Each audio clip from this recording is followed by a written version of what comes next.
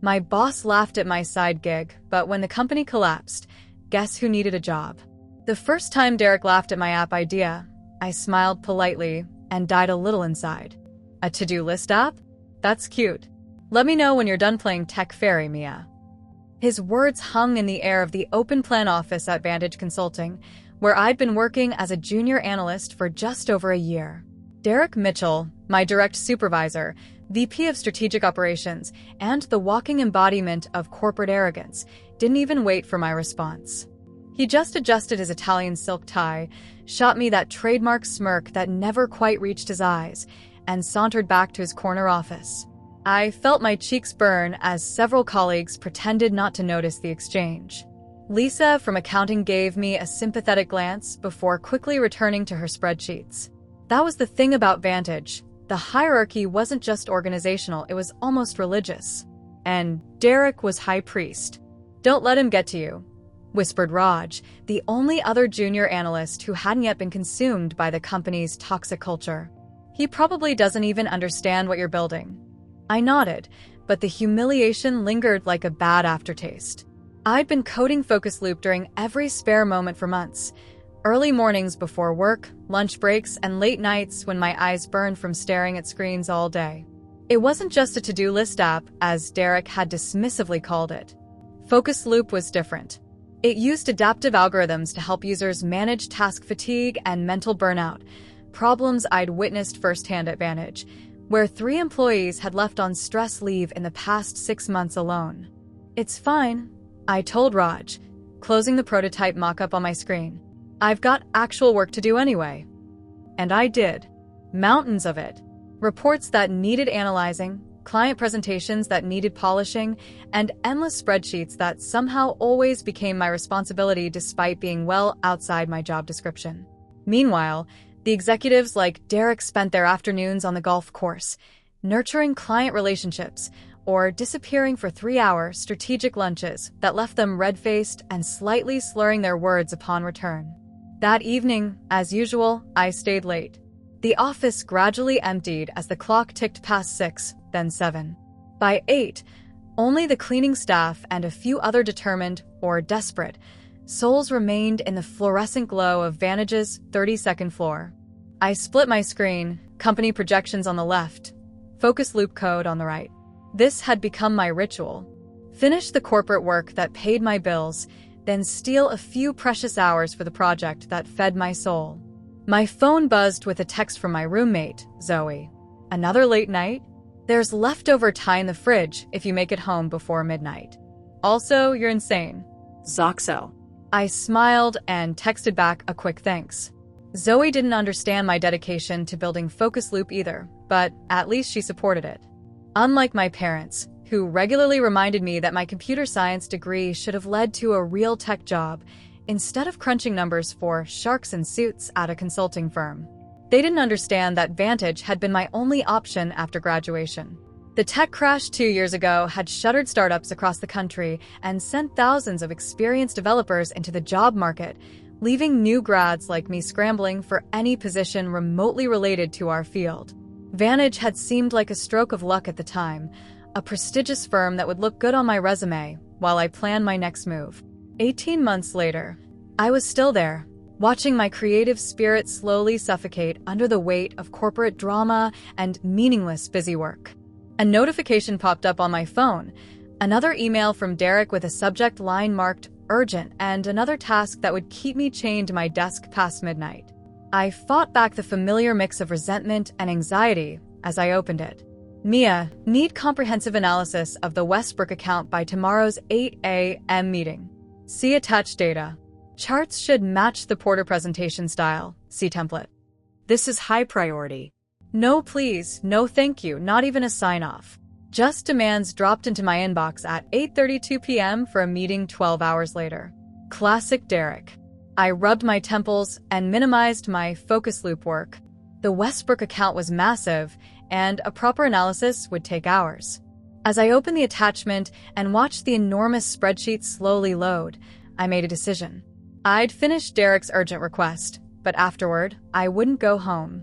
I'd stay and work on Focus Loop until the sunrise if necessary. Because the truth was, Derek's dismissal of my app had ignited something in me. Not just determination, but a quiet rage. Every condescending remark, every impossible deadline, every time he took credit for my analysis in meetings, it all fueled my late-night coding sessions. Focus Loop wasn't just a productivity app anymore. It was my rebellion, my escape plan, my proof that I could create something valuable outside the suffocating walls of Vantage Consulting.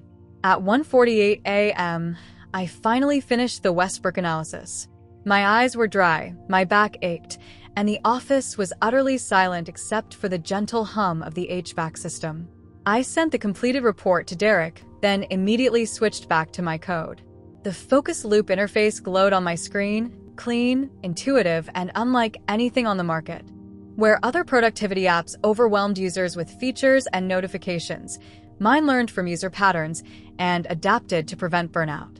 It recognized signs of task fatigue and suggested breaks or priority shifts before productivity crashed. It was the tool I wished I had every day at Vantage. "You're still here?" The voice startled me. I looked up to see Janet, one of the senior analysts, standing by my desk. Her presence at this hour was unusual. The senior staff rarely stayed past 7. "Just finishing up some things," I said, quickly minimizing my Focus Loop window. "That Westbrook analysis?" she asked, looking tired but curious. "Yes, and just a personal project." She raised an eyebrow. "At 2 a.m.? Must be some project." Something about her tone, free from Derek's condescension, made me take a risk. "It's actually an app I'm developing. A productivity tool that helps prevent burnout and mental fatigue." To my surprise, Janet pulled up a chair and sat beside me. "Show me." Hesitantly, I reopened the Focus Loop window and gave her a quick demo, explaining the core features and the problems it solved. As I talked, her expression shifted from polite interest to genuine engagement. "This is actually impressive, Mia," she said finally. "I could have used something like this when I was managing the Singapore merger last year. Nearly broke me." "That's exactly the kind of scenario I built it for," I explained, feeling a rush of validation. When demands pile up and everything's marked urgent, most people don't realize they're headed for a productivity cliff until they've already fallen off it. Janet nodded thoughtfully. "Have you shown this to anyone else here?" "Derek knows about it," I said, unable to keep the bitterness from my voice. "He thinks it's cute that I'm playing tech fairy in my spare time." She rolled her eyes. "Derek wouldn't recognize innovation if it slapped him with a term sheet. But seriously, Mia, this is potential. Real potential." For the first time in months, I felt a flicker of professional pride. "Thanks. That means a lot, especially coming from you." Janet glanced at her watch and stood up. "I should go. And you should too. It's unhealthy to work these hours." The irony made us both smile. As she walked away, she turned back. "Keep developing that app, Mia. And maybe don't tell Derek anything more about it. Some people feel threatened by others' creativity when they have none of their own." After she left, I sat in the empty office, thinking about her words. I'd been so focused on enduring Vantage that I'd forgotten there might be allies here, people who could see value where Derek saw only a distraction from company loyalty. I packed up my things and headed home, my mind racing with new ideas for Focus Loop and a strange new feeling taking root alongside my exhaustion. Hope. Derek might have laughed at my nerd's toy, but for the first time, I truly believed it could be something more. Something that might one day free me from people exactly like him. Little did I know that day would come sooner than either of us expected. 3 months after my late-night conversation with Janet, the first layoffs hit Vantage. No warning, no town hall meeting, just 10 employees escorted out by security on a rainy Tuesday morning, cardboard boxes containing their desk plants and family photos clutched awkwardly against their chests. The official email from HR came an hour later, citing strategic restructuring and market adaptations as the reasons for the workforce optimization. "This doesn't look good," Raj whispered as we watched Diane from Client Relations, who'd been with the company for 12 years, being marched toward the elevator. "They're cutting veterans." I nodded, my stomach knotting. When companies started firing loyal long-timers, it wasn't about performance. It was about desperation. That afternoon, the hushed conversations in break rooms and bathroom stalls all carried the same question: who's next? Derek, meanwhile, seemed more agitated than usual. His morning meetings ran longer, his voice carrying through his office door as he barked at someone on the phone about unrealistic expectations and market conditions beyond our control. Twice that week, he emerged from the executive floor looking pale and tight-lipped. The following Monday, rumors started circulating about Vantage's failed merger with Apex Solutions, a deal Derek had been personally championing for months. By Wednesday, 3 major clients had pulled their accounts. I kept my head down, analyzing data, preparing reports, and watching the panic spread through the office like a virus. But each night, I returned to Focus Loop, adding features, refining algorithms, and, encouraged by Janet's response, quietly launching a beta version to a small group of friends and former classmates. "Your app actually helped me finish my dissertation," texted my college friend Taylor. I was stuck in procrastination hell until Focus Loop nudged me to break down my monster tasks. "Can I share this with my study group?" I said yes, of course, not expecting much. But 2 weeks later, my beta user count had somehow grown from 12 to 78. Then 127. Then 243. "You should charge for this," Zoe insisted one night as I showed her the growing feedback log. "People are actually using it. Like, religiously using it." "It's not ready," I protested. "The interface still needs work, and I haven't even implemented the—" "Mia," she interrupted, "when will you realize you've built something that solves a real problem? While your boss is running your company into the ground, you've created something people actually want." I blinked at her bluntness, but before I could respond, my phone pinged with a Slack notification from work. Another late-night demand from Derek, another impossible deadline. Another reason to stay up coding instead of sleeping. The next morning, 2 more clients withdrew their business from Vantage. By afternoon, the executive floor was in chaos. The CFO resigned via email. HR called an emergency meeting, then canceled it 20 minutes later without explanation. Derek stormed through the analyst pit, his designer shirt rumpled, his eyes wild. "The Westport presentation," he snapped at me without preamble. "Where is it?" "I sent it yesterday," I replied, pulling up the timestamp on my email. "At 6:42 p.m. "Well, it's not good enough," he hissed, loud enough for nearby colleagues to hear. "The data visualization is amateur at best. Redo it. All of it. By end of day." As he stomped away, I noticed something I'd never seen before: fear. Not just stress or anger, but genuine fear behind his eyes. That evening, as I reworked the entire presentation, which had been perfectly fine the first time, an unusual notification appeared on my phone. Someone had shared Focus Loop in a productivity subreddit, and the post was gaining traction.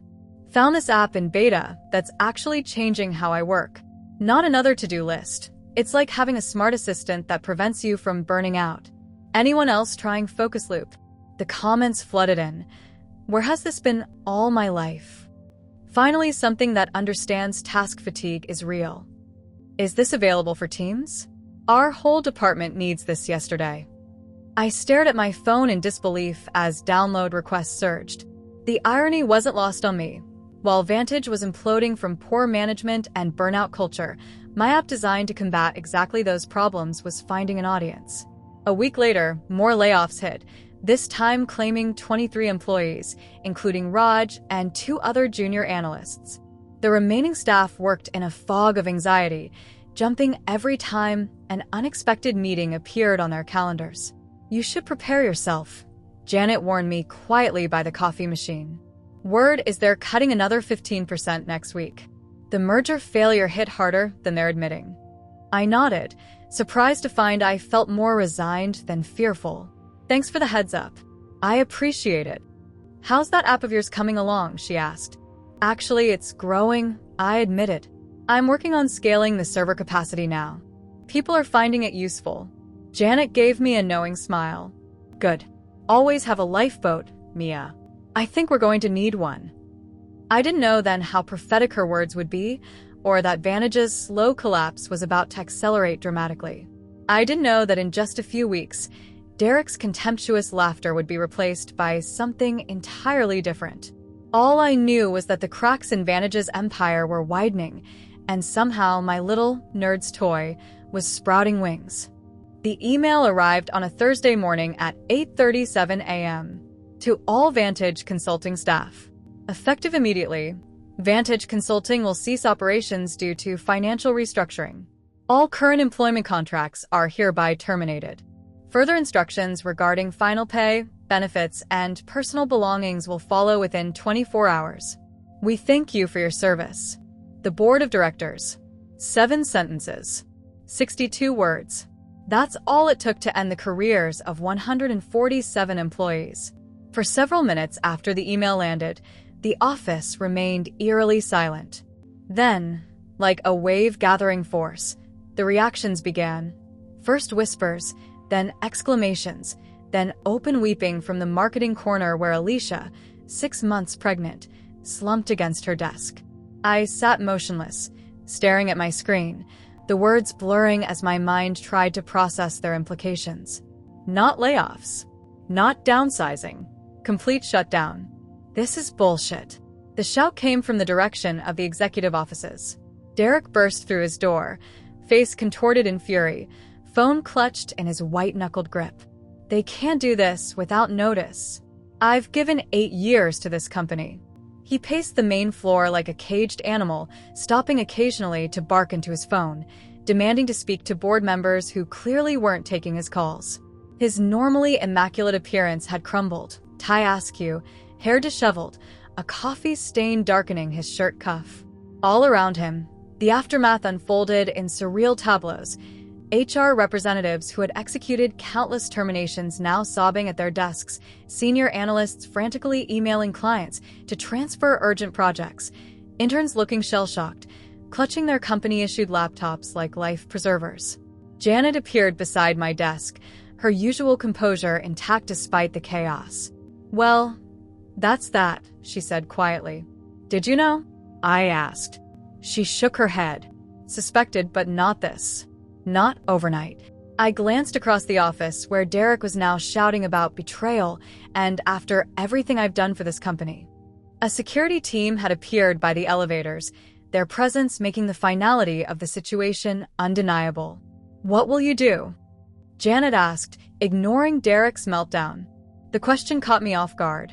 I hadn't thought beyond the shock, hadn't processed the practical implications of suddenly being unemployed. But as I opened my mouth to voice my uncertainty, a strange feeling washed over me. Not panic, but clarity. "I think," I said slowly, "I might have an opportunity." Janet's eyebrow arched as understanding dawned. "The app." I nodded. "It's further along than I've let on. Over 1,000 users now. Even though it's still technically in beta, people are asking for premium features, team integrations. Time to make the side gig the main gig," Janet said with a faint smile. Good for you, Mia. At least one of us had a backup plan. "What about you?" She patted my shoulder. Don't worry about me. "I've survived 2 recessions and a dot-com crash. This isn't my first corporate funeral." Security began moving through the office, instructing everyone to collect essential belongings and leave the premises. Employees were given 15 minutes to pack up years of work life into whatever bags they had on hand. I slipped my laptop into my backpack, along with a small succulent that had somehow survived months of neglectful watering. My desk contained little else of personal value, a testament to how little of myself I'd invested in this place. As I headed toward the elevator, I passed Derek, who was now engaged in a heated argument with the head of security. "Lawsuit for wrongful termination," he was shouting. "I built the Westbrook account from nothing. I brought in $30 million in revenue last year alone." The security officer remained impassive. "Sir, I need you to collect your belongings and vacate the premises." Our eyes met briefly as I walked past. The arrogance that had defined him was gone, replaced by something raw and desperate. For a moment, I almost felt sorry for him.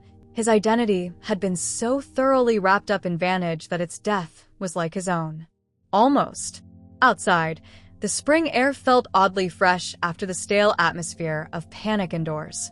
Former colleagues huddled in small groups on the plaza, exchanging contact information and stunned condolences. I spotted Janet slipping into a taxi, giving me a small wave as she departed. I didn't join any of the impromptu farewell gatherings. Instead, I walked to a nearby park, found an empty bench, and pulled out my laptop. That night, while my former coworkers drowned their sorrows at bars or frantically updated their resumes, I pushed Focus Loop live on the App Store. No more beta testing, no more waiting for it to be perfect. It was time. I wrote a simple launch post for the productivity forums where Focus Loop had gained its first followers. Focus Loop is officially live. After months of development and amazing feedback from beta users, I'm excited to share this with everyone struggling with digital burnout and productivity fatigue. No venture backing, no corporate oversight, just a tool built by someone who understands the problem firsthand. Download link. Focus Loop.io special thanks to beta testers. Use code FIRSTFOCUS for a free premium upgrade. I hit send at 2:14 a.m., then closed my laptop.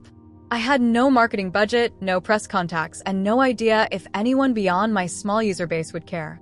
What I did have was my coding skills and intimate understanding of productivity burnout, and as of that morning, absolutely nothing to lose.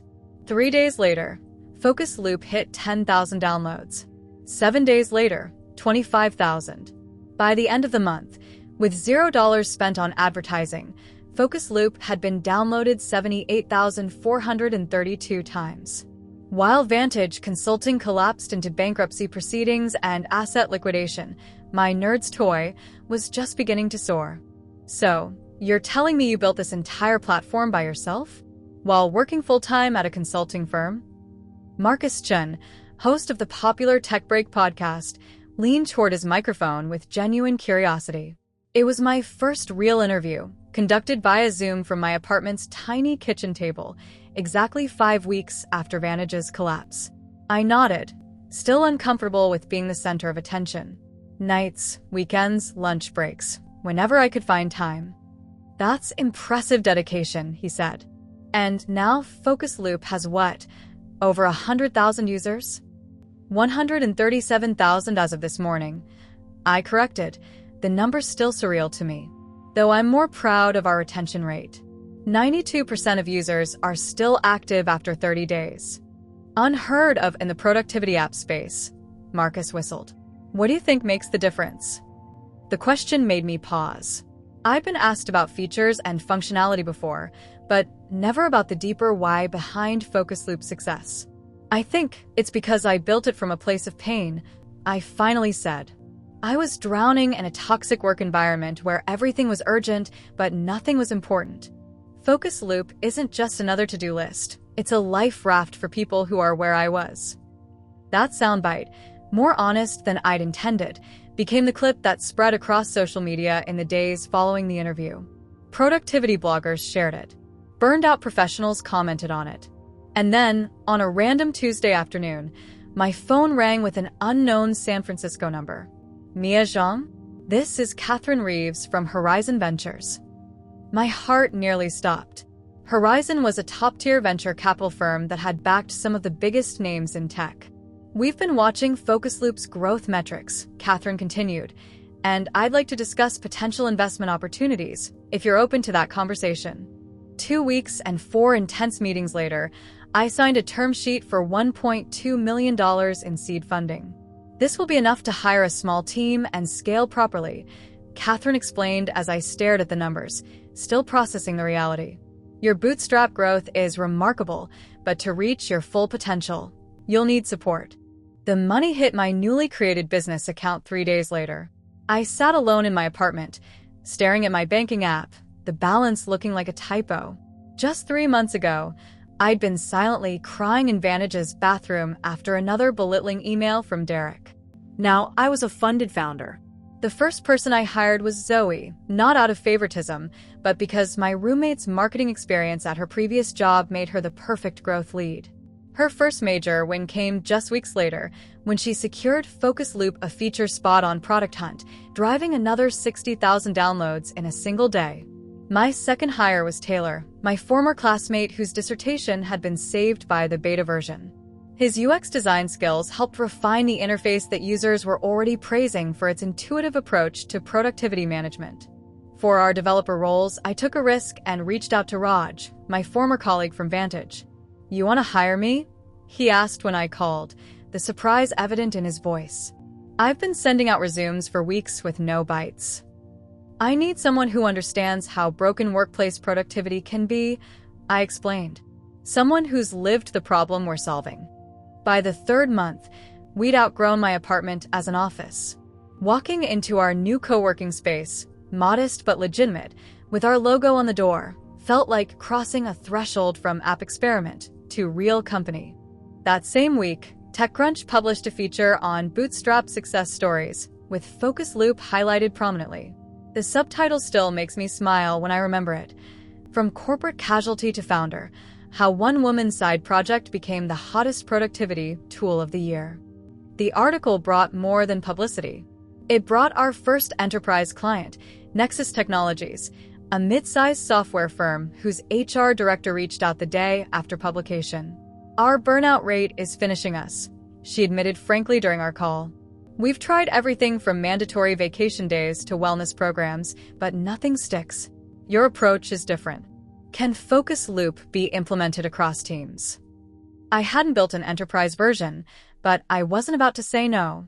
"We're finalizing our team implementation now," I lied smoothly, muting the call to whisper frantically to Raj, who gave me a thumbs up and immediately started sketching architecture for a feature we'd discussed but hadn't prioritized.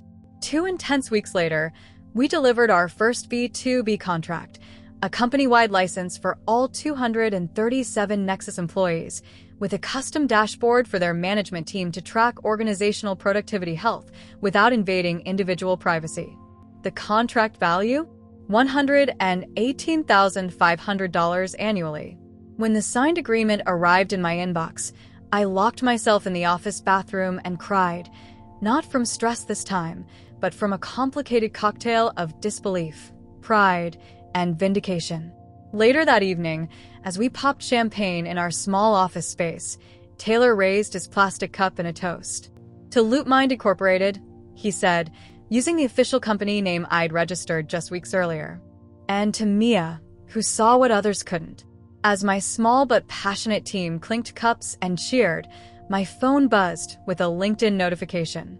I glanced down absently, then froze. "Derek Mitchell has viewed your profile." For a moment, I was back in that sterile Vantage office, feeling small as Derek laughed at my cute side project. Then I looked up at my team, people who believed in my vision, who were helping build something meaningful, and I slipped my phone back into my pocket without responding. The past could wait. I had a company to run. "Hey Mia, saw your name pop up recently. Just wanted to say congrats on the app's success. I've actually been looking for new opportunities. Would love to catch up sometime if your company's hiring." Derek's LinkedIn message arrived 6 months after Vantage's collapse, on the same day Forbes published a feature listing LoopMind Incorporated among 20 startups reshaping how we work. The timing was so perfect it almost seemed scripted, as if the universe had a flair for dramatic irony. I stared at his message for a full 5 minutes, my emotions cycling through disbelief, amusement, anger, and finally, a strange sort of calm. "Everything okay?" Zoe asked, noticing my expression from across our now expanded office space. We'd upgraded from the co-working spot to a proper suite with actual walls and a conference room, though I'd insisted on keeping our furnishings modest. Venture money had ways of evaporating when startups got too comfortable too quickly. I turned my laptop to show her Derek's message. "Holy shit," she breathed, eyes widening. "The asshole boss who laughed at you? That Derek." "The very same." "What are you going to say?" I closed my laptop. "Nothing. At least not yet." That night, curiosity got the better of me. I looked up Derek's profile, something I'd avoided since leaving Vantage. His headline now read, "Strategic Operations Specialist, driving growth through innovation, seeking new opportunities." The corporate buzzwords couldn't mask the reality his profile revealed. 6 months unemployed. His experience section showed no new positions after Vantage. His activity feed was a desperate parade of motivational reposts and comments on hiring managers' posts. Would love to connect about this opportunity. My experience would be perfect for this role. Just sent you my resume. I scrolled further, noting how his content had evolved. Before Vantage's fall, his posts had been self-congratulatory updates about client wins and industry insights clearly plagiarized from business journals. Now, there was a manufactured humility, reflecting on leadership lessons during this career transition period. Adversity reveals character. Grateful for this time to reevaluate what truly matters. I couldn't help but wonder if he'd found any actual insights or if this was just more performative corporate theater. The Derek I knew had been incapable of genuine reflection. He'd been too busy taking credit for others' work and punching down at those he deemed beneath him. Over the next few days, his message sat unanswered in my inbox. I was busy with actual work, finalizing our Series A pitch deck, interviewing senior developer candidates, and planning our next major feature release. LoopMind now had 11 employees and was on track to hit $2 million in annual recurring revenue, primarily from our rapidly growing enterprise client base. You should respond, Taylor suggested during our Friday team lunch. I'd mentioned Derek's message, and opinions were divided. Why? Raj countered. The guy was toxic. Remember how he threw the junior team under the bus during the Adams project? I'm not saying hire him, Taylor clarified, but closure might be good. For you, I mean. I picked at my salad considering his words. Maybe. That evening, alone in my apartment, I found myself opening his profile again. This time I noticed something I'd missed before, a recent post where he'd shared an article about companies laying off experienced workers in favor of younger, cheaper talent. His comment read, "Age discrimination is real in today's market. 2 decades of experience seem to count for nothing when companies can hire 3 college grads for the same price."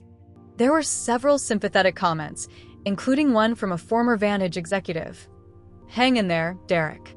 Something will come through. A strange feeling settled over me, not quite pity, but something adjacent to it. Derek had been arrogant, dismissive, and often cruel, but he'd also been a product of a system that valued certain types of performance over humanity. That same system had now deemed him expendable, just as it had all of us at Vantage. I clicked back to his message and began typing a response, then stopped. Before replying, I wanted more information. A quick Google search turned up little beyond his LinkedIn presence. But a deeper dive through my industry contacts revealed something interesting. Derek had interviewed at 3 different consulting firms since Vantage, making it to final rounds each time, but never receiving an offer. Something's not adding up, I murmured to myself. Derek had been well-connected in the industry. With his experience, he should have landed somewhere, even in a transitional role. On a hunch, I reached out to Janet, who had recently accepted a director position at a finance firm. Janet, random question, have you heard anything about Derek since Vantage? He reached out about a job, and I'm trying to understand the situation. Mia. Her response came within the hour.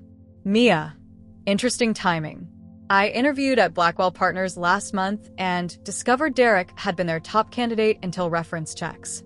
Apparently, the Vantage collapse revealed some financial decisions he'd pushed that accelerated the company's downfall. Several board members have been explicit about his role in the failure. Not officially blacklisted, but effectively so. Be careful. Jay. The pieces clicked into place. Derek wasn't just a casualty of Vantage's collapse. He'd been one of its architects, pushing aggressive strategies that looked good on quarterly reports, but created the structural weaknesses that eventually shattered the company. And now he wanted to work for me. The irony was so complete it was almost beautiful. I opened his message again and began typing a response, finally ready to close this chapter. Hi, Derek. Thanks for reaching out. As my fingers hovered over the keyboard, I reflected on how completely our positions had reversed. Once, he'd held my career in his hands. Now, he was the one hoping for my favor. The wheel had turned full circle. A week later, I responded to Derek's message. Hi, Derek. Thanks for reaching out. We're actually hiring for an entry-level data analyst position right now. If you're interested, I'd be happy to set up an interview. Mia. His reply came within minutes. Mia, great to hear from you. An entry-level position wouldn't be the right fit given my executive experience, but I'd love to discuss potential leadership roles. My strategic vision could be valuable for a growing startup like yours. How's your schedule this week? Derek. I smiled at his predictable response. Even desperate, he couldn't help but position himself above the role offered. We don't currently have any leadership positions open, but the analyst role could be a foot in the door. Your choice. Mia. 3 hours passed before his next reply. I'd be happy to discuss the analyst role then. Always open to new opportunities. How about coffee tomorrow? Derek. We arranged to meet at a cafe near our office. Not the kind of sleek, overpriced establishment where Derek used to hold court with clients, but a cozy neighborhood spot with mismatched furniture and local art on the walls. I arrived 10 minutes early, selecting a corner table with a clear view of the entrance. When Derek walked in exactly on time, I almost didn't recognize him. Gone was the bespoke suit and the commanding presence. His off-the-rack button-down hung slightly loose on his frame, and his once-perfect haircut had grown out, showing flecks of gray I'd never noticed before. His eyes darted around the cafe before landing on me. A smile that didn't quite reach his eyes spread across his face as he approached. Mia, he said, extending his hand. You look well. Thanks for coming, Derek, I replied, shaking his hand briefly. Coffee's on me. Once we were seated with our drinks, the awkwardness settled between us like a third person at the table. Derek took a sip of his Americano, then cleared his throat. I have to say, I've been following your success with Focus Loop. Very impressive trajectory. Thank you. I always knew you had potential, he continued, slipping into his familiar patronizing tone. That's why I pushed you so hard. Advantage. Sometimes talent needs pressure to really shine. I raised an eyebrow but said nothing, letting the silence stretch until he grew uncomfortable. About the analyst position, he finally said, I think I could bring a unique perspective. My experience managing large client portfolios could be invaluable, even in a junior role initially. I'm a quick learner, and why were you turned down at Blackwell Partners? I interrupted. His coffee cup froze halfway to his lips. Excuse me? And Tensor Consulting and McKinley Group, I continued calmly. 3 final round interviews, 3 rejections. I'm curious why. A flush crept up his neck. Market conditions. Budget freezes. The usual corporate excuses. Interesting, I said.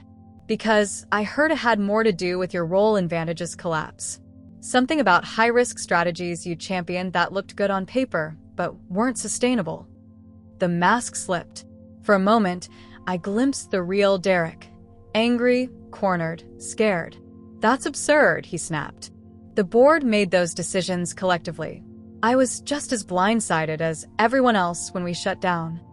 Were you? I asked, thinking of Janet's information and his panicked behavior that final day. He leaned forward, lowering his voice. Look, there were factors beyond anyone's control. The market shifted, the merger fell through. These things happen in business. But I've learned valuable lessons from the experience. That's what I can bring to your company. Battle-tested wisdom. I studied him, trying to determine if he actually believed his own revisionist history, or if it was just another performance. Either way, I wasn't buying it. I'm going to be direct, Derek. I didn't ask you here to discuss hypothetical leadership roles or to hear how my success was somehow part of your master plan for my development. His face tightened. Then why am I here? Because I wanted to see something for myself. I replied honestly. I wanted to know if you'd changed, if the experience had taught you anything real about how you treat people, about the value of building rather than just climbing. And your conclusion? He asked, an edge to his voice. I don't think you have, I said quietly. You still see people as either useful to you or beneath you. You still can't acknowledge mistakes. And you still think you're entitled to authority you haven't earned. I stood up. I'm afraid we don't have a position that would be a good fit for you. He stared at me, shock giving way to indignation. This is about petty revenge, isn't it? Because I didn't praise your little app idea? No, Derek, I said calmly. This is about building a company culture based on collaboration and mutual respect, things you consistently undermined at Vantage. I wouldn't subject my team to your management style, regardless of our history. I gathered my bag, then paused. For what it's worth, I hope you find what you're looking for, but it won't be at LoopMind. As I walked out of the cafe, I felt a weight lift that I hadn't realized I'd been carrying, not just from Vantage's toxic environment, but from the lingering doubt that I wasn't enough, that my ideas weren't valuable, that success required becoming someone like Derek. 3 weeks later, I hired Angela, a brilliant analyst who'd been overlooked at her previous company because she was too quiet in meetings. Within months, her data insights helped us optimize our enterprise offering, doubling our B2B growth.